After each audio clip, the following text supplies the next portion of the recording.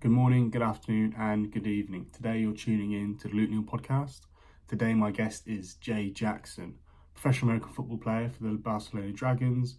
Today we delve in to how he struggled with loss in his formative years, how he remains consistent while balancing a busy lifestyle, a personal business, and being a professional athlete in full-time work, and how he identified ADHD traits within himself and has put steps in place in order to allow him to succeed. All that and more in this episode. Firstly, guys, I'd like to apologise for the audio quality in this podcast. I think there was an issue with my mic, but if you can get past that, this is a really great episode to listen to. Jay shares some amazing insights into his life, and there's a lot of useful tips and tricks within this podcast, so I hope you enjoy it. Good afternoon, Jay. Welcome to the Neill podcast. Thank you for joining me today. How are you doing? I'm not too bad. I had a little field session earlier on today, so my legs are feeling definitely dead after heavy legs the day before. But it's all part of the process, man.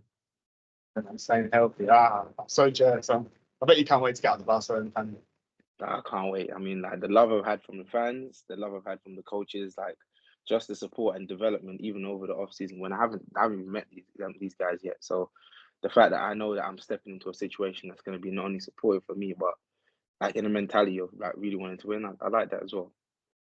So you're slipping before you even gone out. I was just thinking about having nice weather, if I'm honest now. Yeah, you could be in Dusseldorf and win a championship, but you're not in Barcelona enjoying spring and summer.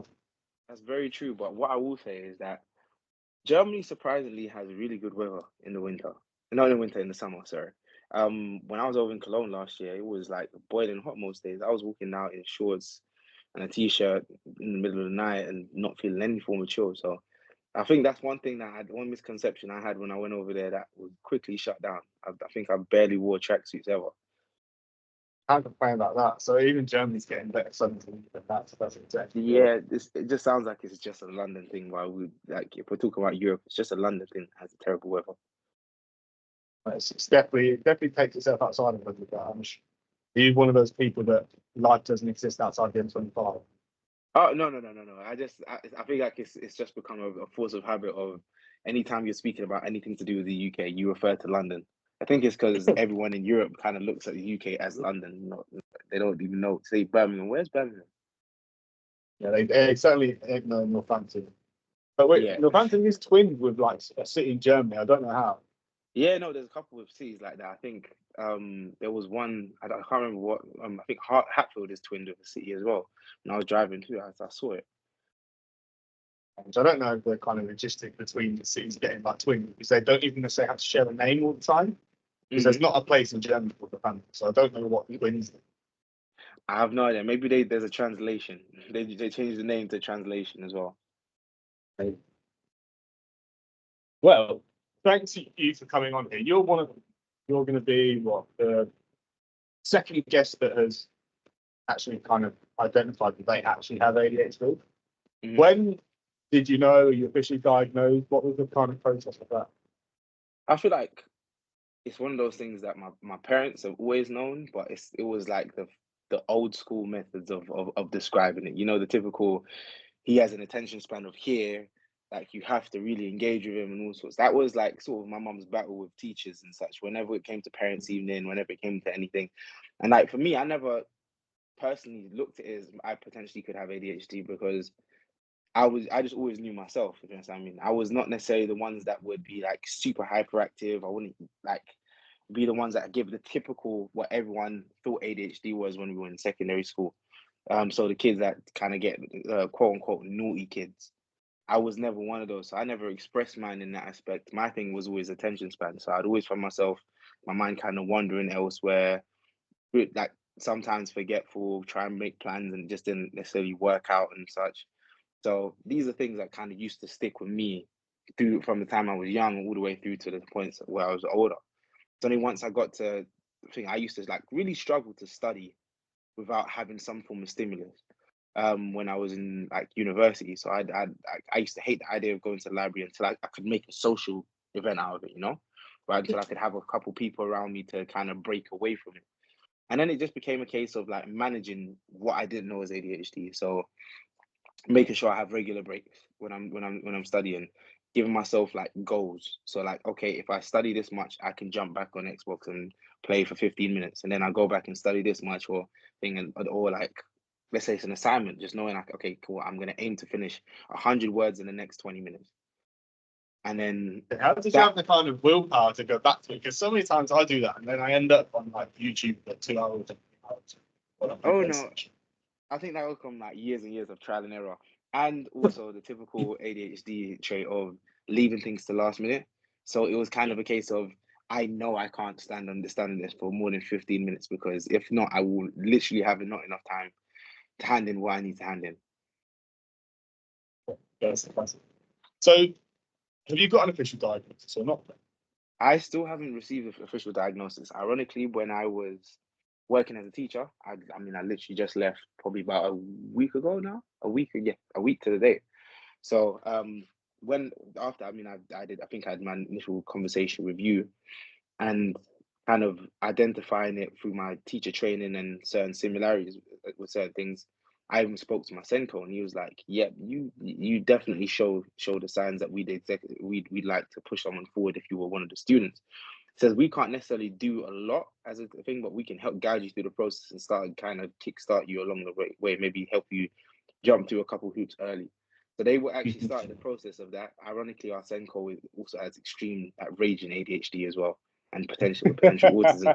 So he forgot, I forgot, and then it became a case where it's like, to start the process with me leaving so soon wouldn't be as helpful as it should be. So we kind of stopped the diagnosis, but it was, as I said, like, I feel like finding it kind of put a lot of things together, for things that I had to deal with when I was younger, things I had to deal with when I was older, and it kind of made sense. It put it into perspective a lot of things that didn't make sense at the time. Like, I used to always struggle with the idea of studying.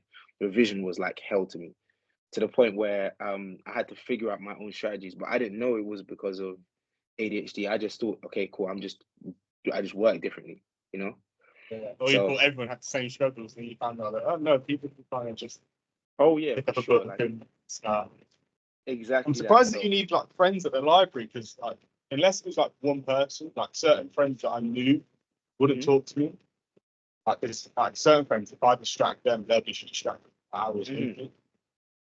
So I always I, struggled that I'd always have to go to like the silent part of the library with a yeah, friend.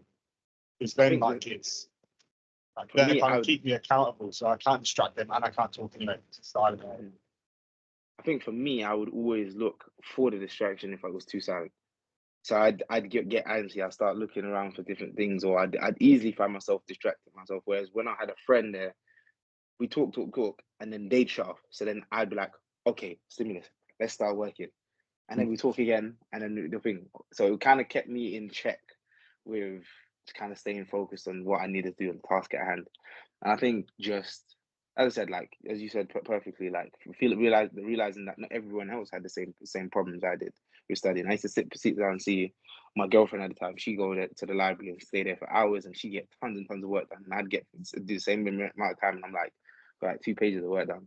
But it's what worked for me, you know. And I think it's one of those weird ones that like as I said, like things start piecing together later on down the line.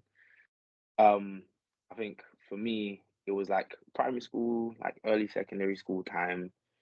um I mean, studying wasn't as big of a thing, but it was always like homework, remembering to do homework on time, remembering not to ask mom and dad the night before to get the food tech supplies. I think everyone done that, but that was one of the Yeah. things.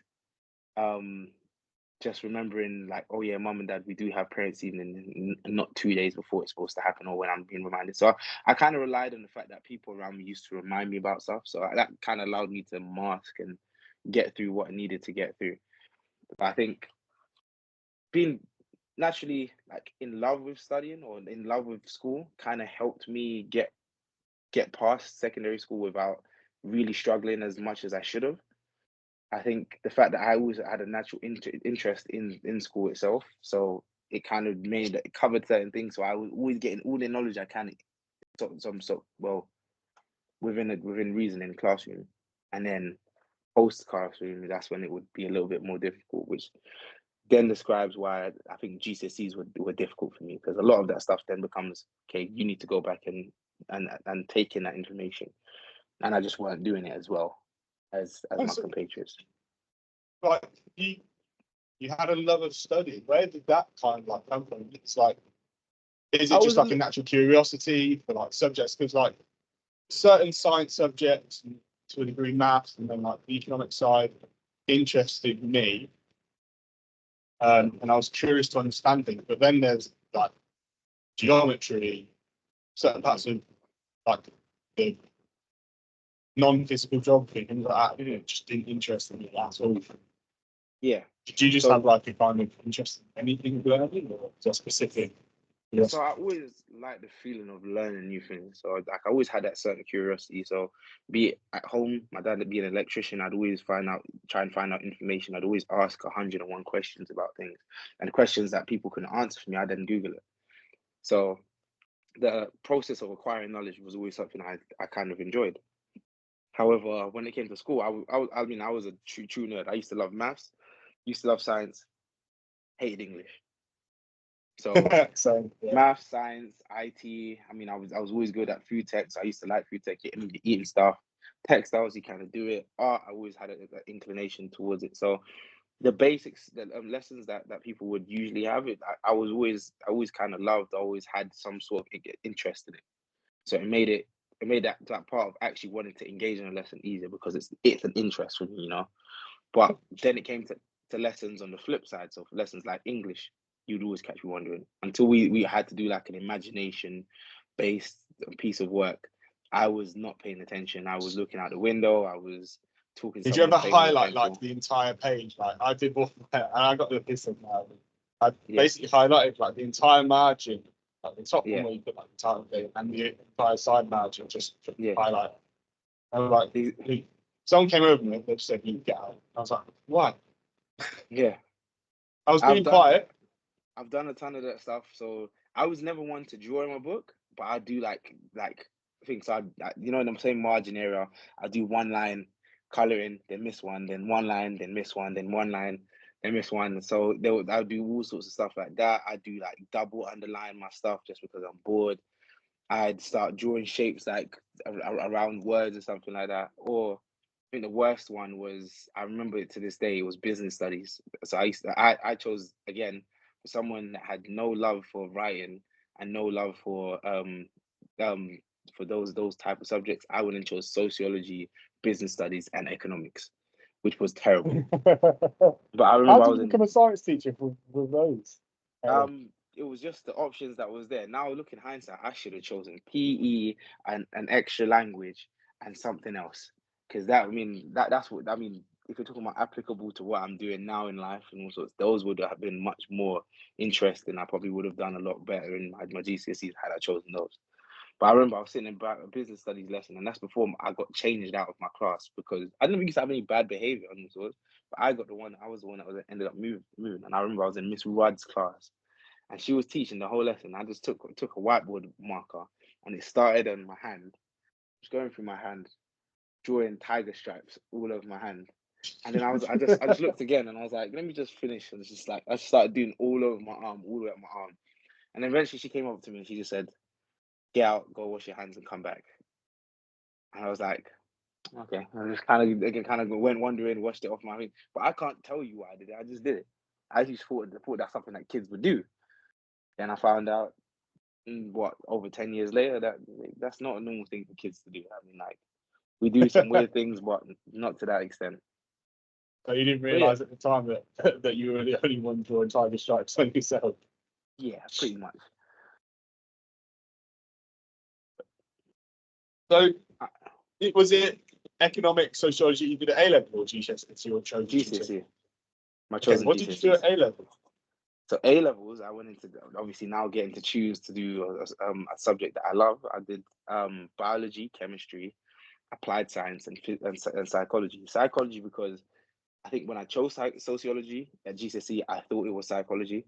So when I was shown what sociology was, I was in for a very rude awakening.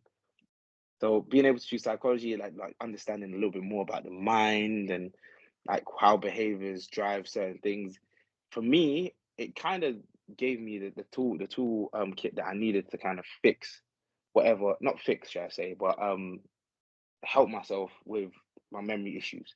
So reminding myself to do stuff, for helping me revise, because that's probably one of the biggest struggles I had all the way through school, just not being able to revise, not being able to set a goal for myself and stick to it in that aspect. So understanding how the mind works, the working memory model, long-term model, how to like encode things into your mind, so it's make it easier for You still recall. remember it? Because I could definitely use that. Oh yeah. I still remember. The full thing, the working memory model. Your mind can only remember, I think, 5 plus or minus 4 things. So 5, like the working memory model. So the thing that, like, so your short-term memory can only remember 5 plus or minus 2 to 4, depending on how strong your memory is. So So if you've if you got gave me a ADHD, number, it's one. You can remember one thing. exactly. But then it's also why people we remember numbers. So like mobile phone numbers in chunks. You don't remember the individual number step by step until it's like a long term number. So you could say your your phone number by number. But if I told you to give me a number that I just gave to you 5 minutes ago, you'd say 075 656 77456 or something like that. I Literally can broken it down. tell you my mobile number without doing it in the pattern that I usually say it. If you Yeah. told me to do all 11 digits without like grouping together, or if you told me to do like in threes, that still mess me up, I think. Yeah. So as I said, like it depends on how strong your memory is. It's how we chunk things. So being able to look at that and be like, okay, cool, I'm going to apply this to other areas, because clearly what I'm doing isn't working. Kind of helped me get through the first stages, I'll be honest. But then I feel like once you get to that second year, the year of A level, it's the cracks started to show. And as a result, me and my parents actually engaged with a tuition center. And I think that was the first step to me finding out what worked for me perfectly. So having myself do a lot more independent work, and then having someone there to be like the fact checker kind of helped me push forward through probably one of the difficult stages of understanding how to work. And I think I remember the quote that someone once said to me, because back then I wanted to be a doctor. They said, as a doctor, you need to be able to think of almost every eventuality and then filter it into a handful of specifics. So for me, I mean, naturally, as someone with ADHD, you think of everything at once. Your mind is always racing. So being able to kind of funnel it at a specific target, so focusing it, not necessarily bringing everything down to one thought process, but putting it in the direction, kind of like a gun, and say, all right, cool.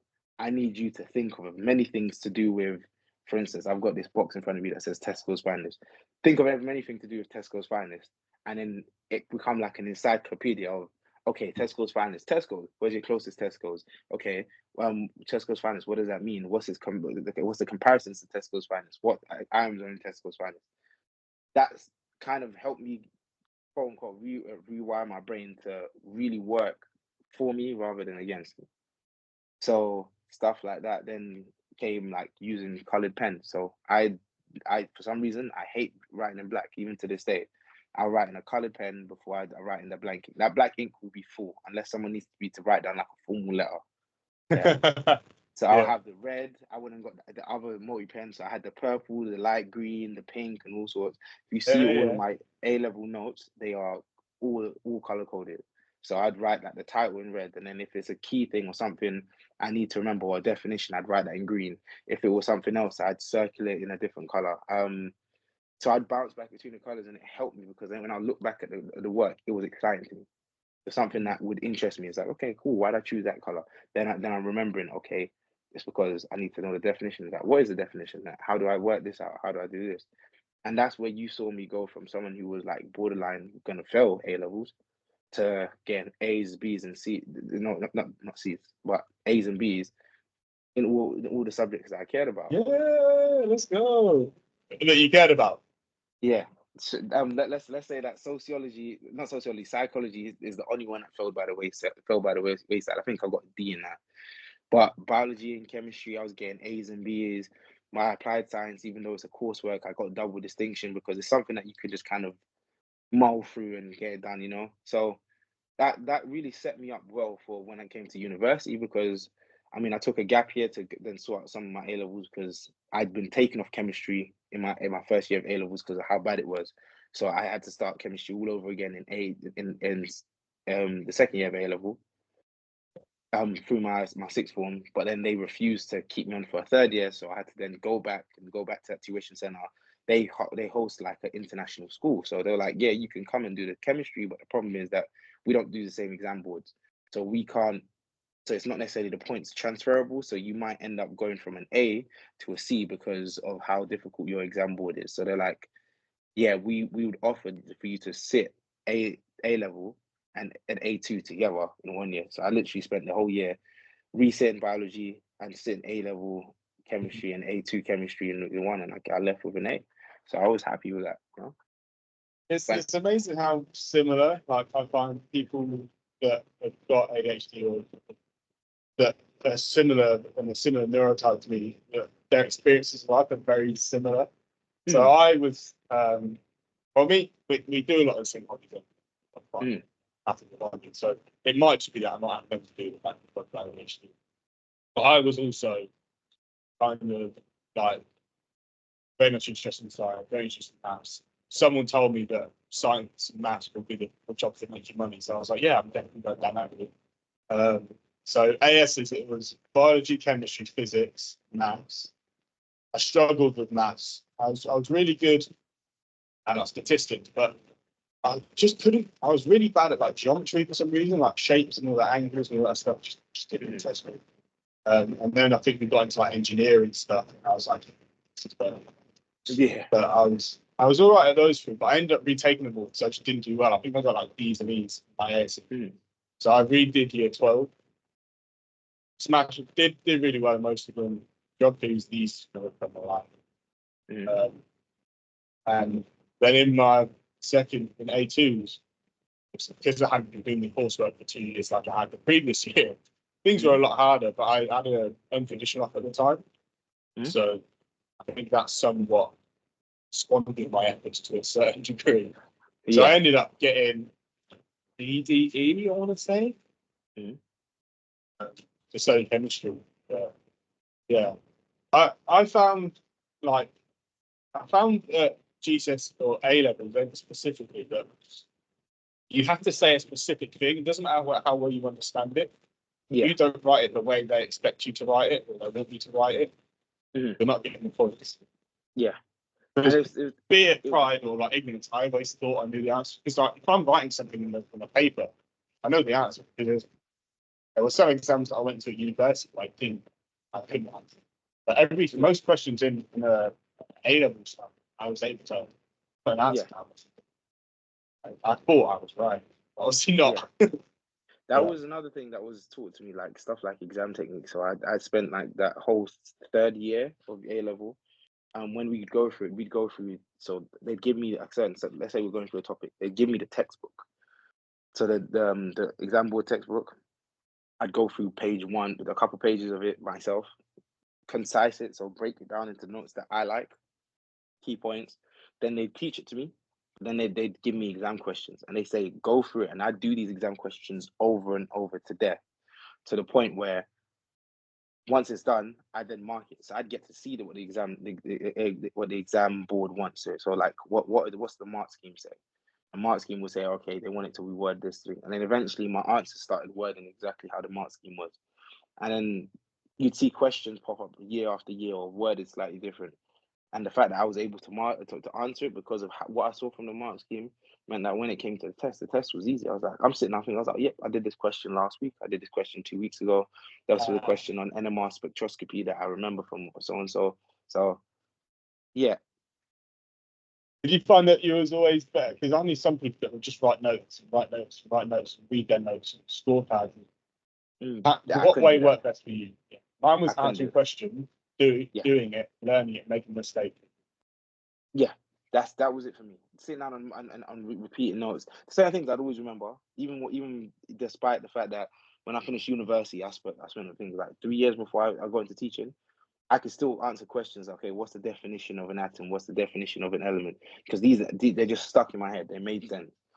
And that was quite cool. But if you're talking about like sitting down and just reading reams and reams of notes, that wouldn't work for me. I just needed to put things into practice. So when it came to like when like working out like chemical formula and like moles and all that stuff, I had to just practice it, get it wrong, practice it, and then my brain would wake up to it, and I'll be like, okay, yeah, this is how I'm supposed to do it. Or the number or the final answer I got wouldn't make sense, or the number was like sketchy from what I think it should be. So I was like, okay, cool, let's go back to the drawing board, let's work it out again. So that's why I feel like mental arithmetic and maths I always kind of was drawn to it, because I don't mind the feeling of getting it wrong over and over again, as long as I'm moving forward towards the end goal of getting There's it no right. ambiguity with maths, and a lot of science, like you're either right or Yeah, you're wrong. It's not like you can do it the wrong way. But some of the things like they expect you to write a certain word. yeah. As soon as you get to kind of degree level, it's right or How wrong. much And knowledge even do if you you're have? wrong, like as Yeah, long as you show your understanding that to a certain point, you get yeah. that certain point, which I found was vastly better. Oh yeah, for sure. It So was like having like it's like really became a case of how much do you know about the topic? They'd give you a general topic of, for me, I did biochemistry. So how is inhibition of this specific receptor lead to a reduction in cancer? So you being able to say, all right, cool, this receptor is responsible for so and so. It can be used for things. If you add this tag onto it, then it can reduce this and such and such and such. Um, Even though you might not get the right thing, or you might miss out a step in the pathway, the fact that you've shown a general understanding of, okay, inhibition, how this works, and then the end goal being a reduction in the amount of cancer patients or yeah, whatever, it counts for something, which is nice. I think it's so much better the way that they do it, because it's similar to like even if you're doing like mathematical equation, you Yeah. miss a 0, 1 at one point, Hmm. you've shown all of your working, you lose 1 point, not Yeah. get the The entire error question is wrong, which carried. is exactly. So biochemistry, what Mhm. did the dreams of becoming a doctor get squandered at that point, or was it a case of biochemistry then you find bio? I think that's something that I could even look back and say, potentially because of the ADHD and the fact that it went undiagnosed for such a long period of time, there was always that slight handicap when it came to A levels and like my school education, because a lot of teachers would just look at me and say, "Oh, he just doesn't understand." And it's like not the case. I can't understand. I'm incapable. I just needed it to be taught in a different way. Because I mean, my first year of A levels, when I went into chemistry, the way that the teachers taught were very much like, "Okay, this. Now here's the answer, or this is what you're supposed to do." So like, I was struggling. I was struggling in that classroom, and I just never understood why. And my the deputy head, I still will always remember this. The deputy head, who was also the chemistry teacher, she came to me. I remember that parents' evening. She went to both my parents and said, "Your son will never understand the language that is chemistry. So I'd advise he choose a different career path." Woo! Damn. I am now a fully qualified chemistry teacher. So someone was wrong. Someone was wrong in that situation, and Light is it a was powerful emotion. yeah, of course, it was a very powerful emotion, because that was like year 12. Then year 13, I came back. Seemed like the head of science pulled one over our eyes and actually got me to sit the test at the sixth form. So I went back to sixth form. Went back to the sixth form, sat the test in that year 13, and actually got one of the high scores in across the school. So in the year below, but technically the year below me, I was one of the highest, because I think I got an A, because you can only get an A at AS, remember. I got an A, and I think of like, let's say 100 marks, I got like 90. I think it was like 89 or 92 or something like that. It was something very close to like the 100 marks. I was like, listen, you said I couldn't understand it, and I've demonstrated it. That didn't stop her from saying that, yeah, you can't do a third year. Yeah, that's it. That's really bad. But something the exact same thing, well, not exact, something happened to me. So my school did like EBAC, I don't know if it's still around. So you had to do a humanities and a language for GCSEs. And in Mm-hmm. year 9, I used to get like some out talking about just chat. You'd tell me to stop, I'd stop for 5 minutes, I'd start again. Mm-hmm. Not sure. And like I was one of the history teachers came out and was like, what if you do you don't listen? And I was like, But I'll see you next year.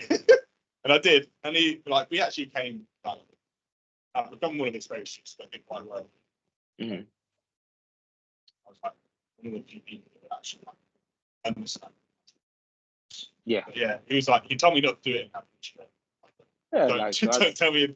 The best way to get someone with ADHD to do anything, tell them they can. Mm-hmm. Exactly. So then that was it. Like, it was a case of that. That teacher told me I wouldn't understand chemistry, so it kind of messed with the path. And then by the time it came to getting the university offers, it was a similar situation to you, where I had an unconditional offer to go to Hertfordshire University. So I just kind of looked at it as like, do I really need to? I don't really want to go back into clearing. I had deferred my option because I wanted to finish off the chemistry properly, because I knew it would affect me later on if I wanted to go So into you already medicine. had an offer before even getting. Oh. Yeah. So I had an offer, but I knew I still wanted to do medicine, and I knew that with the grades I had, finishing thing, like, you need a full A level. I couldn't get away with just having an AS in chemistry. So I went back and did an extra year of sixth form, deferred the option, and I was like, I had a chance to try and go through medicine through clearing, just go to a random university, but I was like, I'd never seen the university. I'd at least seen what Hertfordshire is. One of my tutors had advised me on the postgraduate route, or like after your first year, if you do really good in your first year, you can try and apply to your medicine through that. And I was like, okay, cool. Let's see if Hertfordshire has any connections to that for me. So that was it. Like, I kind of just went into I went to University of Hertfordshire to just do biochemistry. At least, even if I complete the degree, and then go into medicine afterwards. But the typical thing happened. I got halfway through my university years, and the education fatigue started, and then the third final year stress of trying to get an assignment in. And I would even tell you this, that I left it to the last minute, like most of it to last minute. I didn't pace myself well, and I actually ended up handing it in a day later. But my head of department, but then my head of department said, "Don't worry, we actually give an extra day for people to hand in for like late submissions or anything. So just make sure you hand it in by today." And then I worked up until like the minute I needed to rush down, to literally sprint down to get it printed off, 2 copies printed off by reprographics, and then run it to the submission office, which again, technically I was like 3 minutes late, but they still took it. And yeah, that was my university experience. So by the end of it, some life situations, personal situations, interpersonal situations kind of put me in a mentality that I didn't think that university could work again, especially for another 5 years. So I kind of pivoted away from that and kind of focused on different aspects of my life, and that kind of is what took me into football. At least more seriously than I had previously been taking it taking it at that time. And I graduated in 2018, 2019, I started taking it really seriously, and here we are, 2024. I'm doing a lot better for myself in that regard as well. Would you like to elaborate on some of the situations that kind of drove you away from medicine? Okay, so for me, medicine always took a personal part in my life. My older brother has sickle cell, so I grew up around doctors and nurses, and in and out of hospitals and such. So that was always one thing. I think a young Jay's understanding of medicine was like, okay, I can make people better, but magically by doing this or doing that or doing a quick operation, because you just don't understand it. And for certain fascination with certain TV shows like House, like Grey's Anatomy, all these different things that was on TV kind of gave you that impression that doctors can just fix anything. So that was one of them. I'd say that, and the prevalence of a lot of passings when I was younger as well. Most of which was due to cancer. My dad is a lot more on the older side, so a lot of his siblings were older than him. So uncles, aunties, or like wives or husbands of uncles and aunties would pass throughout the years, and so it kind of grew in that deep thing of wanting to be able to help and be able to do things. And then that also, like, family members kind of living in that dream. So that kind of always pushed me towards wanting to do medicine and such. But I feel like during that part, there was a lot of critical things happening, a lot of things like that affected my mental health. That same older brother, he lost sight in his eye. One of my older brothers had a mental breakdown at the time. And And there was just a lot of things cracking around me. And for me, like especially that final year, I was away from home a lot of the time. I wasn't able to stay in the know, and the things that I was hearing that was going on. One of my closest uncle, I wouldn't say one of my closest uncles, my closest uncle was going through cancer treatment, and even through that second and third year, I was taking him to the cancer treatment. So I was seeing that, and then not being able to be as present during that third year definitely took its toll. How With did you him, manage all that while doing it for cancer treatment? sorry, Obviously, you've huh? got the struggle of having ADHD, Yeah, but now you're also somewhat a carer. You're hyper aware of anything that's going on around you. Y- How did you deal with it? Was it a constant like thought in the back of your mind? Like how I did that think it affect was you? one of those things that I don't think looking back on it, I can't decide whether it was a good thing of how I dealt with it or bad thing. Because I'm pretty sure the therapist would say that you were just like you were taking it in, but you weren't actually absorbing what was going on around you. So I was kind of doing it, but then I was pushing it out in different ways. So I was having little arguments with, I'd be at my partner at the time, or my brother, or my other things and such, or I was being quiet, or it came to a point where I actually started telling like family members I don't want to take you to the appointments. Which now I look back at it as a grown man and say that was kind of harsh, because this was the quality time that you would have had with him, you know, being able to sit there and being able to talk to him and chat a whole load of nonsense on the way and to and from the appointments and such.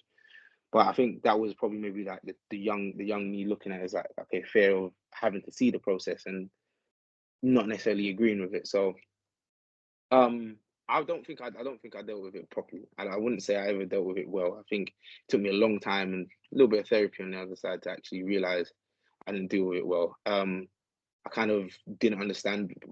I mean, it's still in that development stage, so I didn't understand my emotions. Found myself like upset, or I wouldn't say.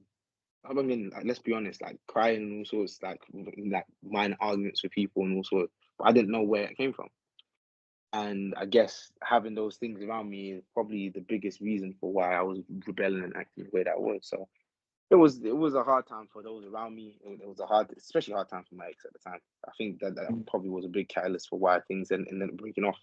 But yeah, there was just a lot going on. And I think my saving grace I always talk about was football. I was able to shut my mind off for being focused on a singular goal and just hit and hit and hit and hit and get everything. I think that's why my performance was so.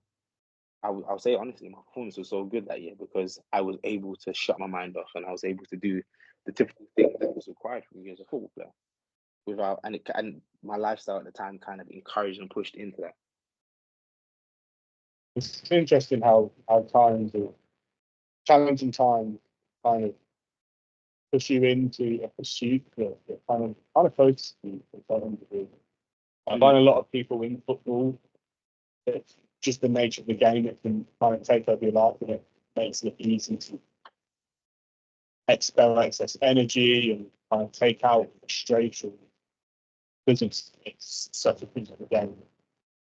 Exactly. It's quite interesting how when people go through that kind of Mhm. So in terms of that, was it just like too much, a lot on your plate to kind of consider? So it wasn't a case of you saw areas where you struggled with the principle. And like ADHD, you like confident. You're always quite confident. You I seem think like having a lot on your plate. I think it was a bit of both. I think if I'm gonna be 100% honest, it was like looking at, okay, cool. My family needed me, and I couldn't physically be there, so I'm gonna make the decision to do what I can to be there now. Um, I saw how it changed me as like studying put me in a situation. I mean, everyone goes through the financial stress of being at university. Being broke was not a great feeling. Earning what, like I think at the time I was earning maybe like 200, maybe £400 a month. And then my maintenance loan wasn't massive, so I wasn't getting a ton of extra finances with that. So I was like, I kind of got to a point where I started feeling like a burden. I was like, this is not the time to feel like a burden. You should be helping. You should be bringing levity to the situation. So that was it. And I think it took a big like that. Finally, it took a massive strain on my relationship at the time. And I said, it was kind of like in my mind, I said, if I continue this relationship, if I continue studying, it's going to affect this relationship. So I was like, it was either or.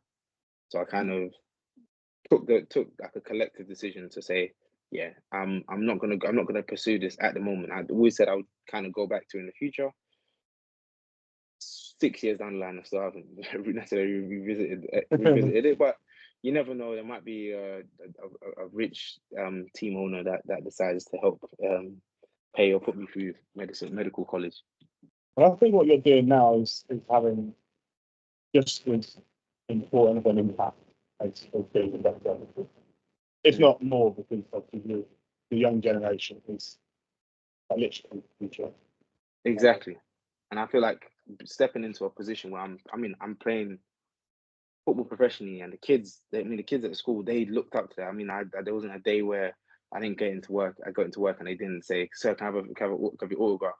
I'm like, "Why?" He says, "Oh, because you're famous and maybe you get big one day." And also, so I was like, yes, I had to be careful when I'm signing their planners for them to go to toilet, because they start tearing out pages and all sorts of. I'm not one of these fancy people that have 2 different signatures for like, or because they have. Well, you need to get that, man, because you're asking for forgery is gonna be it? Exactly. What's the short number on the back of your card? Oh yeah. No chance. But like, just seeing how much like my experience, I was able to impart some of that knowledge onto them was a massive thing for them. And it was always like a beauty. Like, I always kind of enjoyed the fact that I actually felt like I was helping people. So I'd see kids that were going through ADHD, and I know you're not being naughty, you're not being anything, you're not a bad kid, you're just not focused, or the lesson isn't engaging you. So how can I help that? Like, I had a very I had a lot of like time for a lot of those kids, and weirdly enough, they started to gravitate towards me. So the kids that no one else in the school could handle would happily be in my classroom, because I was able to talk to them. I'd talk to them like they were humans, you know what I mean? Like, rather than just like annoyances or something like that, because you never know what's going on in the background for them as well.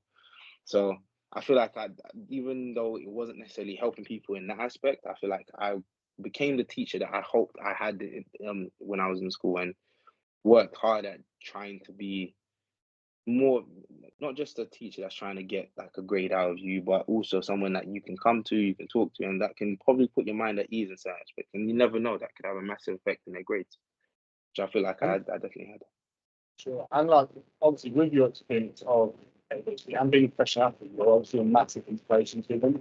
Like, you're essentially working 2 jobs. You're still pursuing a dream, which so many people just give up on. I don't like money's tight, or I need to grow up, I should have house by and say this, that, and the other, and then they give up on their dreams. They just end up being miserable for the rest of their life. Right? You've been brave enough to pursue those dreams. And to be honest, I won't sit down here and say like, it's not come without its cost. It's not come without its difficulties. There's times that mentally I like that it was very hard. I won't pretend, because there was a lot of time where my parents will say it themselves, that there wasn't much support. They didn't see how this could like formulate into something further when I first started taking it seriously back in 2019, 2020.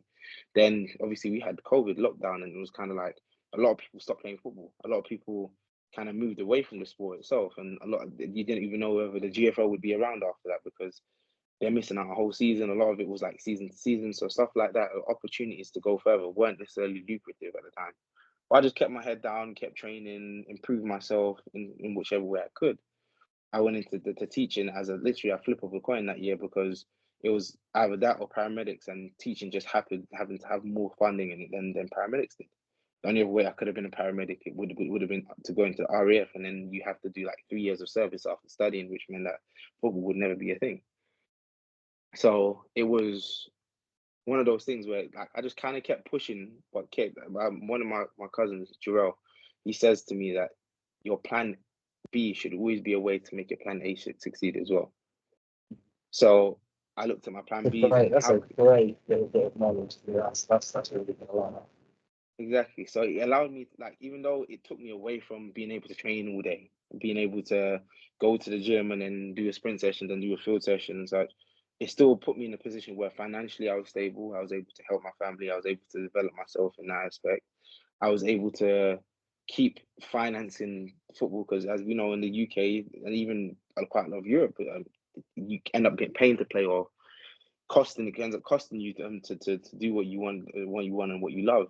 So being able to make sure I have the equipment I need, the coaching I need, the sprint coaching from Speedworks London and Marvin, that's helped me to get so far. So getting those opportunities, I would never say it was like a buy to get in, if you understand what I mean, but it took its finances, and I just had to be smart about it at every step. I had to be smart, I had to be intelligent, I had to find ways to manage my money, find ways to manage my second job, well, my first job, second job, whichever way you want to look at it, as a teacher, because that requires you physically, mentally, and emotionally as well.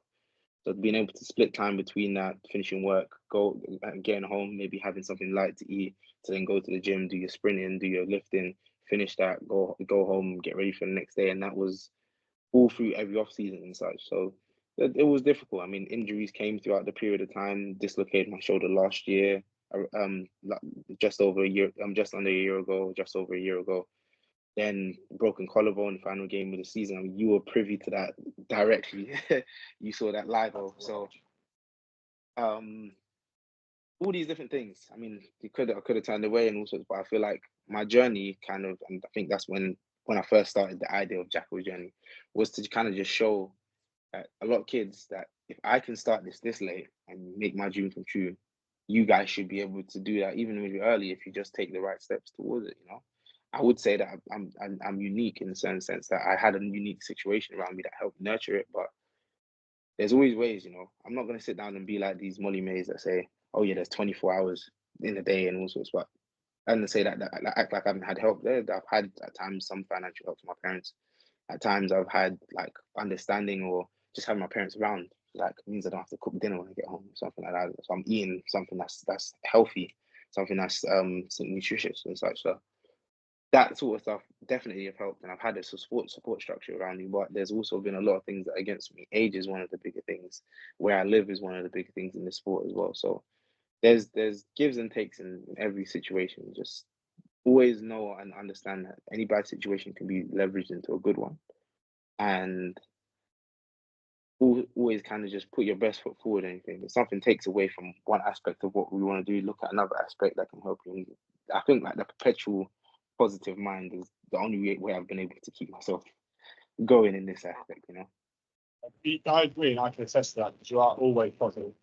Even when I saw you literally just destroyed your collarbone after finishing the season, still remain positive. Every time I've ever seen you be positive. The only way I've been able to keep myself going in this aspect. You know.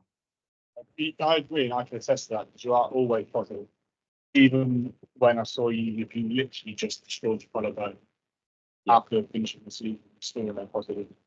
Every time I've ever seen you be positive.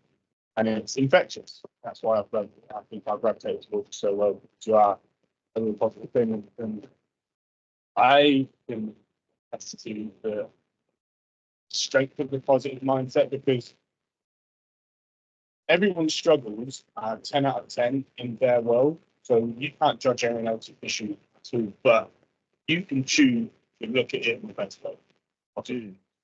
Like, every setback that I've had is like, yeah, I may have injured my shoulder, it may have put me back a month, but at least now I've done it, I'll learn, I'll know how to overcome it again. It could have been a back of injury, I could not be able to walk, or things like that. And you're like, well, now that I've got less time to focus on that, I can put it elsewhere. And it is literally making the best of the situation. There's so many people out there, especially with ADHD, where people forget something. It really is. There's so many successful people out there. Like, I'm not one of those people that is going to tell you it's a superpower, because it's not. People are incredibly successful with ADHD because they found the industry that they're perpetually motivated. And that's fine, and that's great. I encourage everyone to find that. Not everyone will. But if you're going to be doing a standard 9 to 5, it's honourable, because no one really wants to do it. And we're not designed or programmed to be productive in machine. But you need to find things outside of work that can be joy and be passion and do something great. Exactly so. And I feel like it's just, first I'd like to say thank you for obviously saying those kind words about me and such. Like, that's the aim of it, to kind of help people through their situations. And I think sometimes the positivity helps. Like some people get, I mean, like we were getting on each other's case before when we got invited back as like a practice for the GB tryout rather than to practice. And we were sitting down thinking, crap, we won't make it and all sorts. And I was like, let's just go out and just have fun. Let's just have fun. I was like, I don't care about what we're getting assessed on and such. We don't have a lot to prove. I mean, we've been on the squad, we've been abroad, we've made the tackles, we've made the plays and such. Like, let's go out and have as much fun as we can today, and let's just hope for the best. But if not, Actually, and had a really good practice that day as well. Yeah, I mean, like we both went off that day. I Yeah. think we both were feeling crazy. So I was like, it's a great thing, and it's like there's, I mean, like not just in sport, but in life, there's always going to be those setbacks. I think another big one would have been like literally the next practice we had at GB, where literally the last section, probably the last 15 to 10 minutes, even before I went on that field, the physio was like, oh yeah, because your quad's playing up and all sorts, you're feeling that tendonitis. We wouldn't say anything, you just aggravate it more. But I was like, you know what, let me go on for a little more. 2 plays in, I got that double hit from, I think Courtney bumped into me, which wasn't actually what messed me up. It was then the O-line falling into the side of my helmet. And if you look at this play, you'd think that this is another Antonio Brown situation, because the way my head kind of swung and all sorts. And that sent me back crazy, because like my whole right side of my body was just like out of tune. It was tightened up. I was getting pain from nerve, like they were wondering. It was like a stinger, but like the entire body. Yeah. So it was like hair across the chest, all things.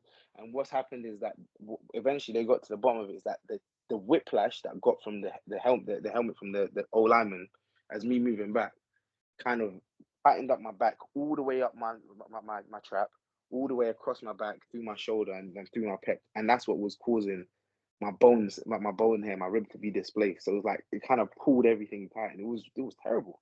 And I was sitting down thinking, this is not what I need. I finally healed from the collarbone. I'm feeling strong, and now I can't do anything for ages. But what could I do? I could still run. So I just started focusing on my running. I did my sprint sessions. I did my conditioning. I did other things that I could do. I'm no stranger to rehab. I got in my playbook and stuff. And I just kept myself active in the ways that I could. So it was a setback, but I just had to look at what's the brighter side. What can I do with this time? I can't just sit down and do nothing, because nothing happened. Being stagnant literally means to do nothing. I can't move anywhere if I'm being stagnant. So I just decided, let's do it. I mean, if the outcome comes and they say, oh yeah, you can't do this, you can't do that, then what's the next move? I have to always be thinking about what's the next move, because if I just sit down and stop, then you start feeling terrible. You start thinking about all the things, what the could haves, what should have, and also I think I spent plenty of time in my life thinking about that with the things that I've dealt with. So I kind of decided a long time ago I wasn't going to do that to myself anymore. Ruminating is the worst thing. It's something that I've struggled with. I saw something on Instagram the other day. Imperfect action, something that I've tried to implement in my life now.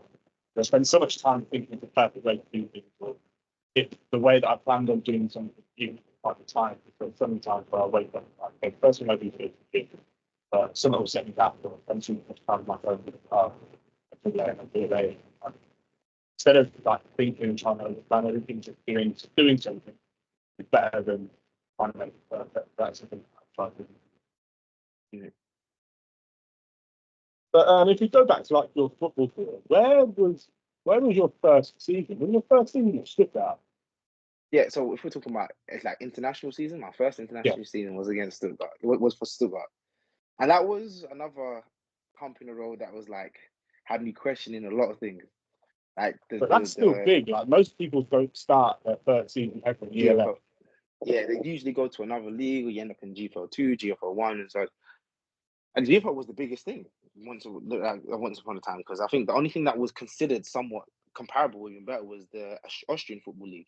So, like having a GFL offer was big. I mean, I had a GFL one offer the year before COVID. I mean, the year that COVID happened. So, then I feel like it was kind of like a testament to all the work I had been doing and posting and keeping myself relevant in people's minds during that year of no activity. Early 2021, I had quite a few offers coming my way. I think And that's an important thing, like, especially in the like I feel like, maintaining relevancy and social presence. yeah, I feel like if people know who you are, you're gonna be in a lot more people's conversations. If someone doesn't know who Jay Jackson is or Luke Neill is, um, when they're making those decisions, okay, cool, we need to bring in a linebacker, we need to bring in a edge rusher, we need to bring in this. Their mind's not gonna wander to you because they're gonna look at who they know straight. First, they're gonna look at the people they know personally.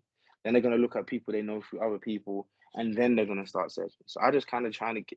I kept myself as relevant as possible. I get myself in front of the right sort of cameras and run in front of the right sort of people. I think training with ATP at the time, which was Glenn Tunga, was what kind of progressed me as well because he was someone that was building a name for himself. Not to say I was scrounging off that, because the training is what it ultimately allows me to be here today. But just being in the right places at the right time kind of put me in a situation where I think I had like 3 GFL offers and 3 ELF offers at the time. I was at least Oh, talking to the 3 ELF teams at the time. I think one team had folded. I was speaking to, ironically, was it Barcelona Hildesheim first. by any chance? I They think it were was the Hildesheim team. I think, like, was it called something Praetorians or something like that? invaders. They were looking at going to the ELF and then they folded and ended up being Yeah, GFL3. yeah, I think that was it. So, and then Barcelona was the first team I was looking at. Ironically, that was like I had a very good connection with the GM, and like I already knew who it was, and it was pretty much a done deal. The only thing they were looking at is how late I'd have to come out because I was finishing my training for teaching. Because I was meant to come out in June, and they were like, okay, that's like a month into what is the official season, but actually just at the start of games. So it was kind of like, we're gonna have to look at it and all sorts. And then Stuttgart, which was the Scorpions at the time, and then they changed to the Surge, they kind of swooped in and they said, "Listen, we really want you," and such, and kind of brought me through. And I mean, it was at face value, it was really good. It was really good to have that opportunity to understand that a team wants you. It's kind of like a confirmation of the work that you've done and how much hard work you put into the games, but that people look at you of that degree. I got out there, things weren't as great as I'd hoped it to be. I never kind of put out bad press. I think I've spoken about this enough on various different podcasts and such, but it just didn't turn out to be what I wanted. I think there was a lot of misunderstandings and changes that just wasn't easy for me to adapt to. And as a result, I ended up getting released. I mean, I was there for like, I think in the end, like 7 weeks, 8 weeks. And then I was released. I mean, the record wasn't great and such. And I think they were trying to save as much money for the season coming up. It's like a weird, like, quote unquote cap space situation. So that happened, but then within literally a couple of days of being told I was being released, I got a call from the international player pathway saying that we're going to do a combine in London and we want you to come down.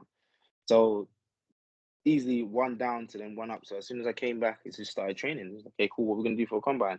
Again, it was quite rudimentary because I didn't know what I was getting myself into. So I mean, numbers didn't look great. I mean, I passed the physical check, just being able to look at someone, say, okay, this person looks like they can ball. But then my numbers weren't great. I did like a 32.5-inch vert, which wasn't anything great. My bench was like, I think I did like 9 reps on the bench. My 40 was slow. My lateral movement was okay actually. My 10 5, was it 10? No, 5 10 5 5. was okay. My L cone drill was okay. The positional drills is where I shone. So being able to actually move in like a football player and also is something that they picked up and it was really nice. They said that they gave me the great feedback to go back and sort of work at, and then I had the CFL Global, then the actual main one in Canada, and all these things kind of gave me an extra rung in my step, or gave me an extra chip on my shoulder, depending on which way you looked at it. And then that prepared me to be able to come back to the final NFL combine I went to, and really, really put it out there, to put a show on for them. And I did everything they did. I got faster, more explosive. I got stronger, and I just looked a lot better. I mean, you can get it. I got the tape, so that you can look at the side-by-side comparisons of Yeah. 2021 to 2022 and see. Not only am I lighter, I'm stronger, I'm more powerful when I'm stepping, I'm more explosive, I'm moving around the field a lot better. It was really good, and unfortunately, I didn't get to go further with that. I feel like that's probably one of my high points where I think I definitely deserved at least a chance. But that was in the powers that be, and I don't hold any ill will towards them. They have to make their own decisions and such. But I was proud of myself, and I feel like I've just kind of been, I wouldn't say riding on that high, but looking at myself from that perspective and said, I can actually do this, and I've just been carrying that through to now. It's so easy to like focus on the but I think people like hiding. But first of all, like most people don't get 0.001% of British people. If that, like, it's obviously probably even lower than that, but like even 0.1% of 0.1% get to that point. But I'd like to kind of, you are very multifaceted. Yeah. Because you obviously have your teaching job, you're a professional medical player, you play for the national team, you have a very big social life, and you also run your own program. Yeah. So one of my questions for you is, how do you manage having so many projects and hobbies with your social life and ADHD? I think the fact is, there's a common thing is just maintaining interest. I think I mastered the best way of dealing with the ADHD over those. I think from the stretch of, I think studying side of things. Obviously, what I've mentioned that was like end of A level, start of university. But managing multiple jobs, I think it just kind of came from a hunger. During that COVID time, I wasn't working. I felt like crap. I was like, I wasn't working. Everyone was, I mean, people on furlough, or people might have just lost their job or something like that. And everyone had that good time feeling, which I won't sit down and say I didn't. I mean, being able to wake up, go over to the park, do my little workouts and all sorts kind of kept me sane. But I just felt like crap. I was like, this is not where I wanted to be 2 years ago when I graduated. This is definitely not where I wanted to be.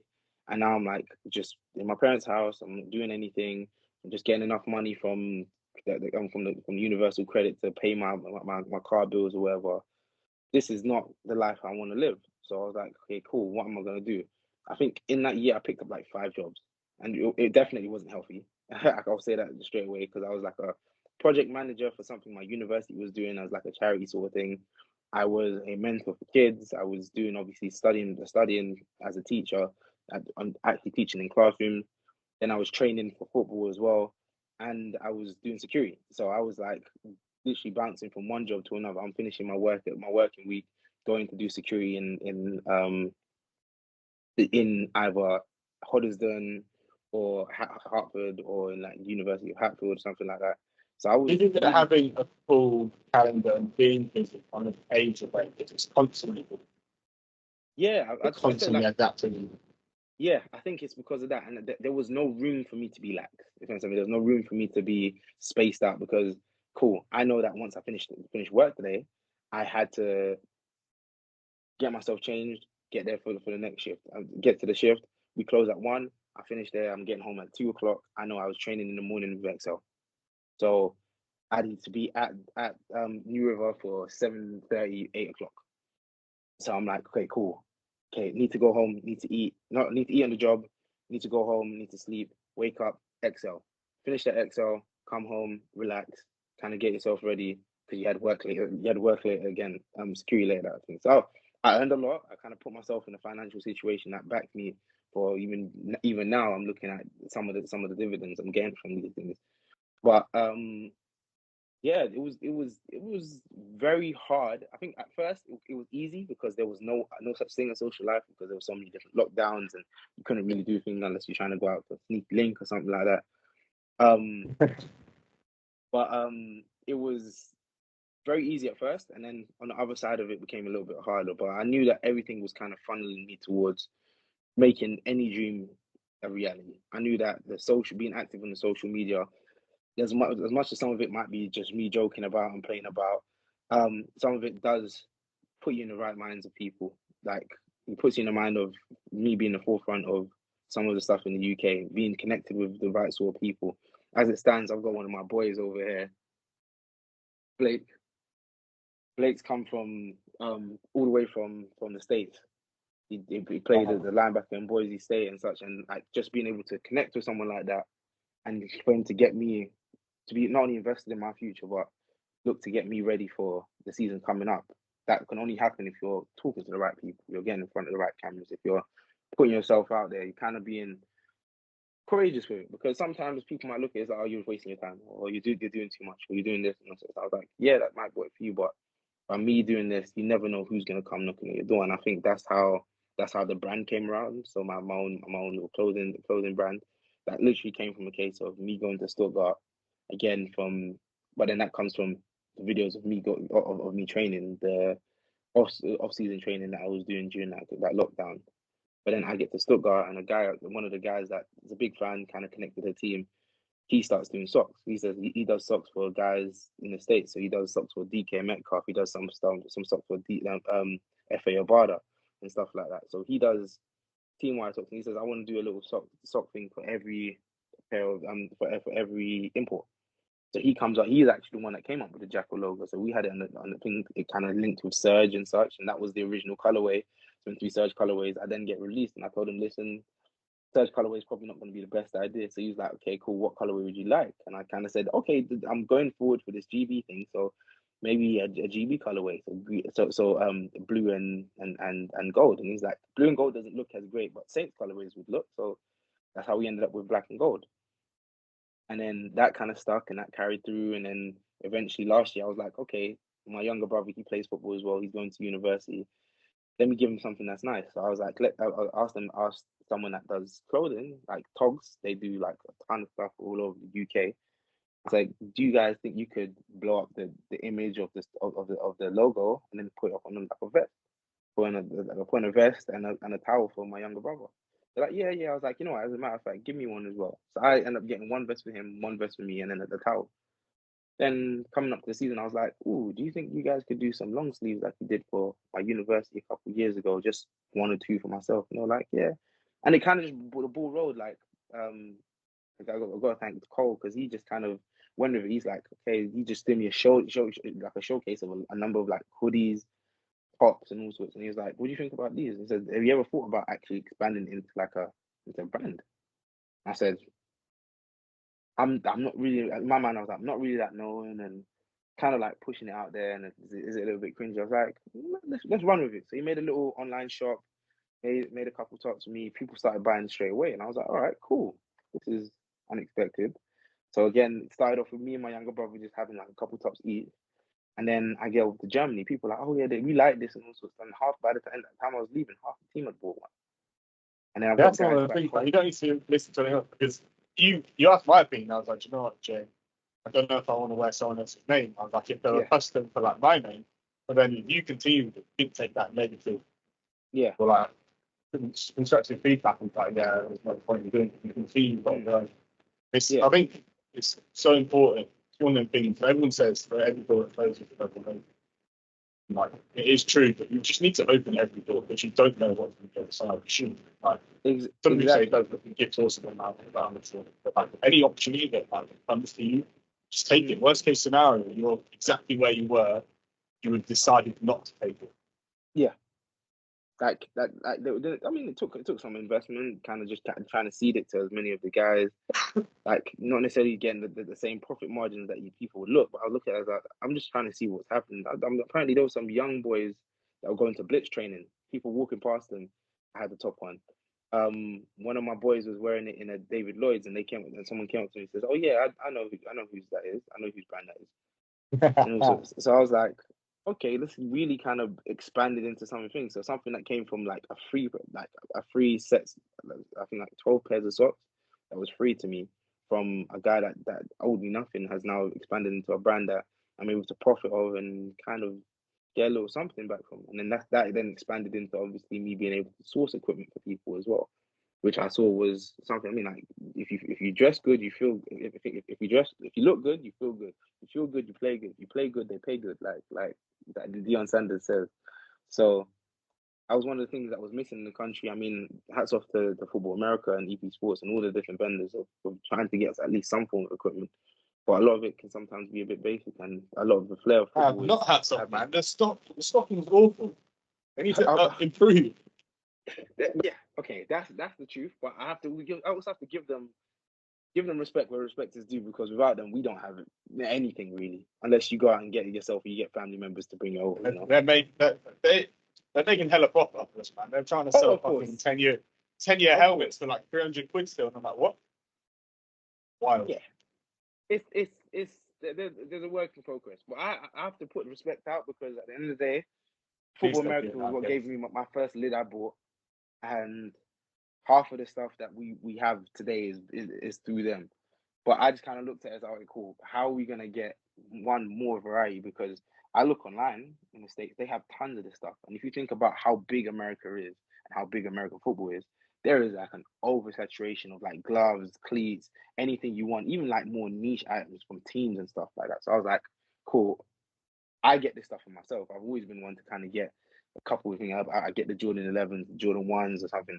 So I'm always been able to find it. And every time I look at somewhere that's going to source some of these equipment, source some of these pairs of cleats, they're always charging an arm and a leg. So I was like, how can I find this for myself? So I was like, cool, let me just go out and just have a rudimentary check. And I was like, this isn't actually that expensive. Let me see if I can start providing it to the people. And I'll put my hand out there and say the truth. There's, of course, I don't give you the exact same price that I buy the stuff for, but I try and make sure that the price I'm giving you is cheaper than what the comparison would be. Be it for you to buy it yourself and ship it over, or for you to physically go to one of these other companies and get it. Now I'm not doing it on a big scale of things, but I'm just literally I'm being the middleman, and I just bring it over for you guys, and that's really helped as well. I like being a personal shopper too. So pretty much, I'm just being a personal shopper, and people pretty much just pay me to actually physically get the stuff to them. So essentially, what I charge is pretty much the same as what you'd pay for shipping, but without any excessive charges or anything on top or the individual. So I was like, I can't. I mean, that's really helped. I mean, the amount of stuff, the amount of orders I've had to make this year was crazy, but it was nice to be able to go over there, collect, and even when I'm out there, people asking for extra stuff, and I'm trying to get them. So it's really nice to see that people are going to get a lot more variety of what's available, rather than, okay, cool, Football America or EP Sports don't have anything.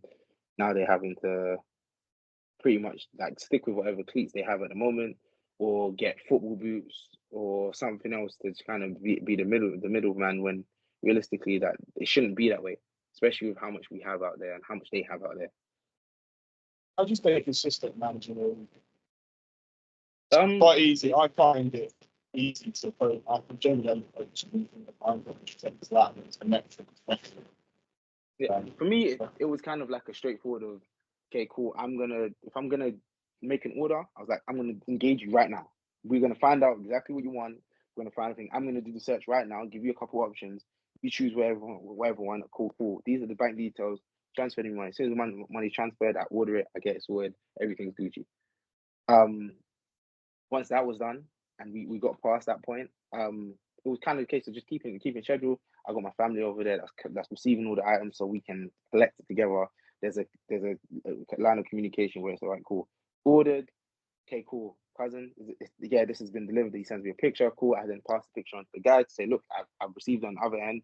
This is when I'm going to be collecting it. This is what's going to happen. Cool. If you need anything else in between, please let me know. There's sometimes messages get lost in the waffle things, and there's some people that come to me unserious or like, okay, cool, and then they're gonna get a bit funny. And I always say clear cut to them, certain items are going to be more expensive. If you want the Jordan cleats, unless they're coming directly from Nike again, then they're probably going to be more expensive, which means that it's going to cost you more. But if it's like an average pair of cleats and all sorts, and you'd be surprised, some pairs of cleats are there, like you've got the new pair of like I think they're called the Vapor Edge Pro 2s.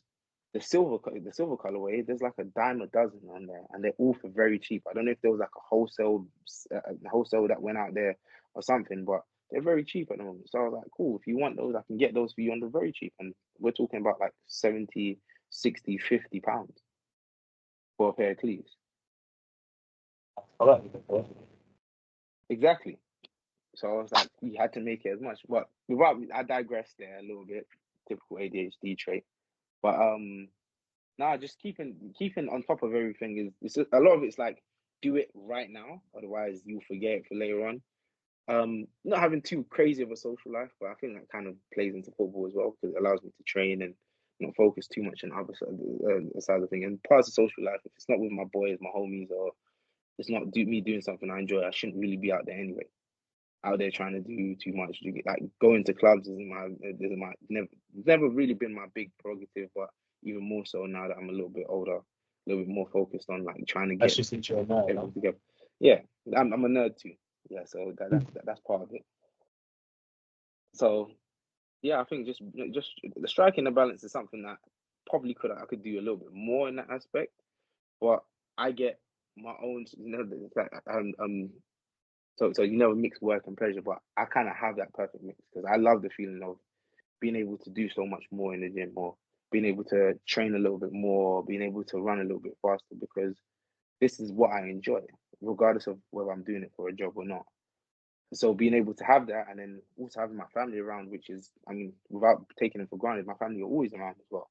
So I'm able to have those sides of enjoyment in my life without necessarily having to get up a club, without having to get drunk on the weekend, without having to go and put whatever substances in my body. So I think I kind of struck I had a perfect situation for me. Okay, we're running short on time, so I've got one last question. What is in store for Jay over the next year?